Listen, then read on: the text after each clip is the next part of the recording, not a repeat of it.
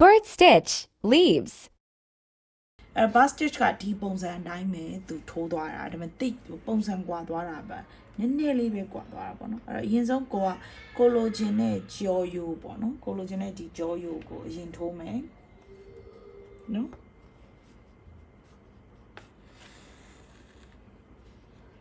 ကိုလိုဂျင်တဲ့အရှိပေါ့နော်ကိုလိုဂျင်တလောက်ကလေးကိုအရင်ယူမယ်ရန်မတိုးမရှိလေးယူတာပို့လာတယ်နော်အရန်အရှိလည်းမလာဘူးပေါ့ဆိုတော့ဒီလိုသွားမယ်တိုင်းတိုင်းပြီးသွားပြီဆိုရင်သူကဒီကနေသူ့ဘေးကပ်ရက်ကိုသွားပြီးရင်ဒီဘေးကပ်ရက်ကိုပြန်ဆက်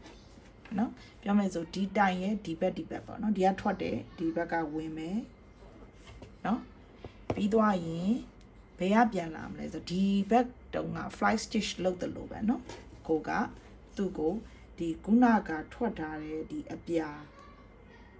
ပေါက်နေရပေါ့အဲ့အပေါက်ထဲကိုပြန်ဝင်ပြီးတော့ဆွဲထုတ်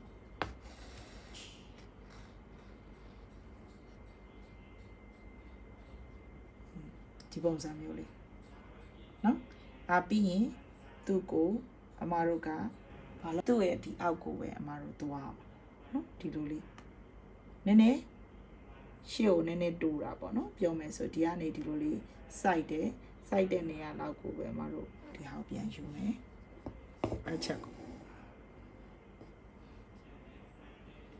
နော်ချုပ်တယ်လို့ဖြစ်သွားပြီးရင်ခုနအတိုင်းပဲ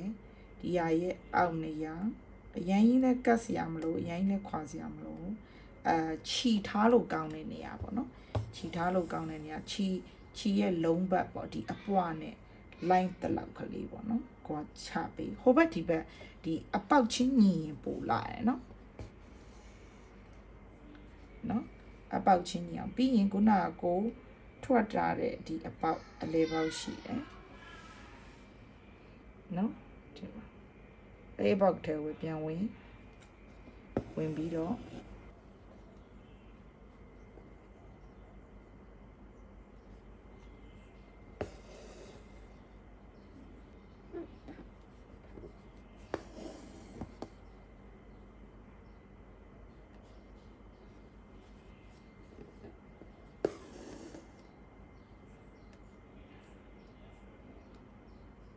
ခုနဒီ